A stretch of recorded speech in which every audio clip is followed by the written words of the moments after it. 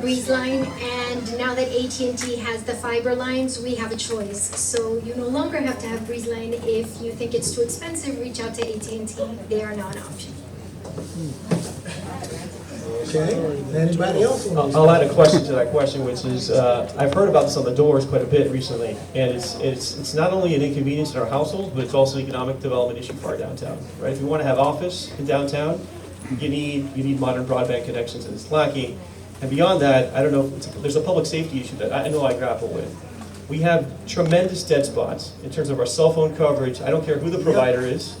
And so I've already been talking to AT&T and some of the other carriers about why we have these coverage gaps. Because for me, it's not only an economic issue, a convenience issue, it's also a public safety issue. Because, yeah, something happens, God forbid, in one of our schools, and there's a lack of coverage. You know, that's the primary means of connecting with family these days.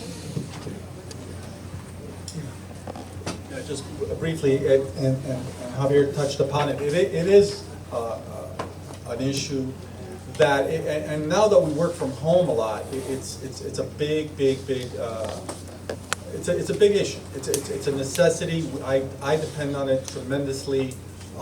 So yeah, go to AT&T. The fiber optics is the way to go. This sounds like an AT&T commercial. There's other options as well. There's air-to-air, point-to-point systems for businesses that also work. Technology, I mean, it's not, landlines are moving away. There's other technologies that are coming. Some are here, including Google, point-to-point. So there'll be more options coming down the pipeline. Okay. That's pretty good. Go ahead. Yeah, I just want to say, whenever I see a good deal in the mail, I switch from one to the other. And then when that coupon expires, I go to the other guy. That is a technique.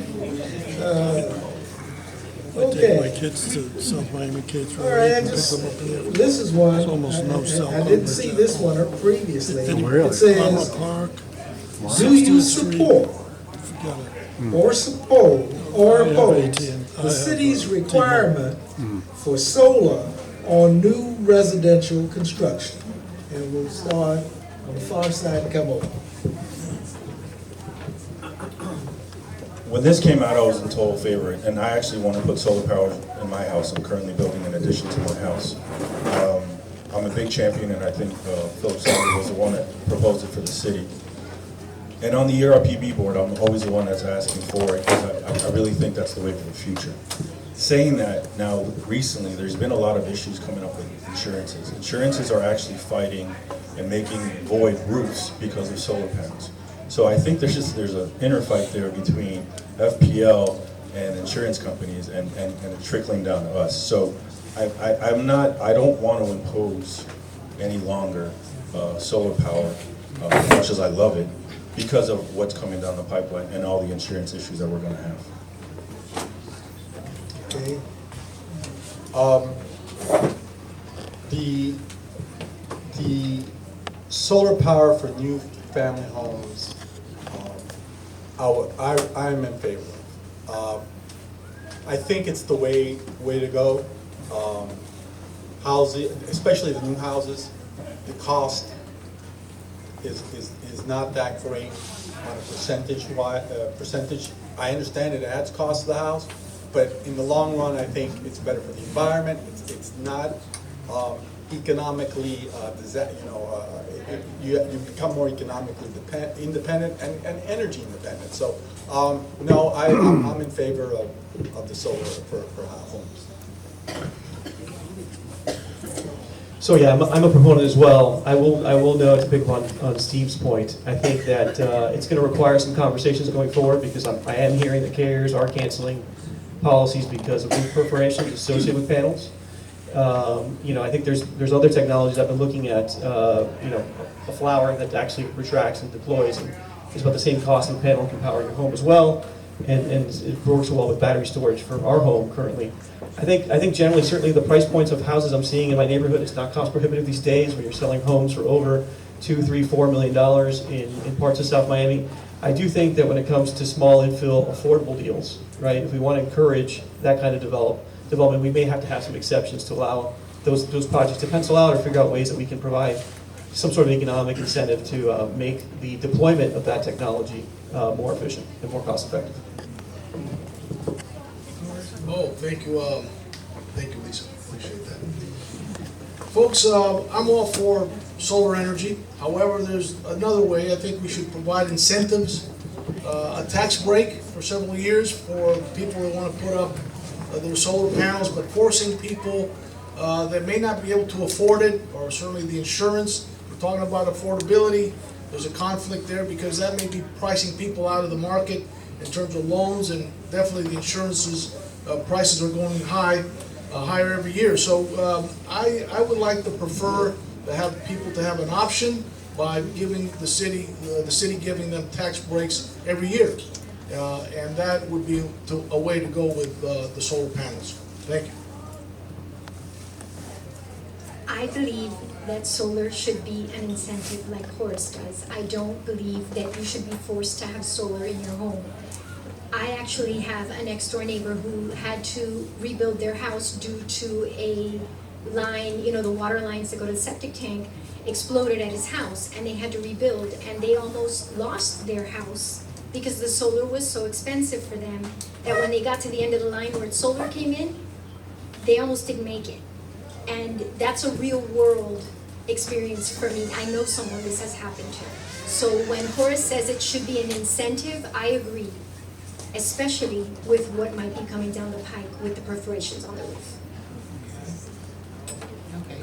And after hearing from the left, from my right, the left, I am for solar as well. But just like it's been said that the price for solar, people may not be able to afford to pay that. Even though there are companies, I spoke with some people that there's a company by the name of White Green that will be able to, you can get a loan from them. You don't have to pay them like on an every monthly basis. It's attached with your taxes.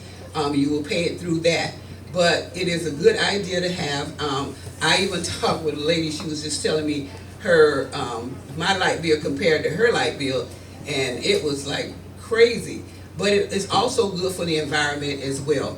Electricity, everything that's out there, it's causing problems to the environment. So we need to make sure we have enough sunshine here in Florida that it will work for us. But I think also it should be a decision that a person should have to make for themselves. Okay, I just discovered this question. I guess it was some way attached to a card that was on the bottom. And it's interesting. This is very current. And I'm going to read this question. Given what we have seen recently on the west coast of Florida with Hurricane Ian, would you support reducing the setback for standby generators to be in line with Miami-Dade? Now, that's all the question says. No other information is given. Can I get some reactions? I'll start with you. I'm trying to filter this question again. Can you repeat that again? I'm saying. Given what we have seen recently on the west coast of Florida with Hurricane Ian, would you support reducing the setback for standby generators to be in line with Miami-Dade? That's all it says. What's the setback? Yeah, please, because I'm not familiar with the So I setback. just knocked on someone's door who was having this very issue in terms of getting their emergency generator permitted last week. And I believe the setback's 5 feet from the structure. It depends. Yeah, in his case it was 5 feet. I think it would make sense to allow people to have a more relaxed standard, as long as we're not pushing the generator closer to a neighbor's property. But certainly, as long as we're abiding by the fire code, I'd be all in favor for more relaxed setback. Okay. Anybody else? Sorry. The setback varies. So, for example, in my house, it's 10 feet. And I think that this would be a case where it could be a little bit more simplified in the system, where if it's a setback, as long as you get in accordance, when you do a variance, you need to have approval from your neighbors around. If they're okay with it, it should go into a variance. I don't think it's something that we can easily put into a system where it just checks the box as long as you fill all the stuff that's needed it could be done. Okay, thank you. I think that wraps up all of the questions that were submitted. A number of questions were duplicates. So therefore, there's no point in just, reading the same question over and over. I want to thank everyone for the participation tonight. Hopefully, as we leave, that we have become more knowledgeable My bedtime. of the various factors that will impact our lives in the coming months and years. And hopefully you've become a more intelligent voter as a result of this forum.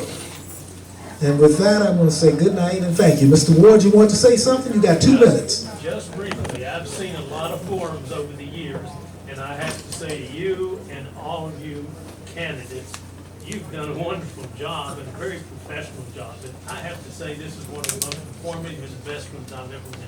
Here, here.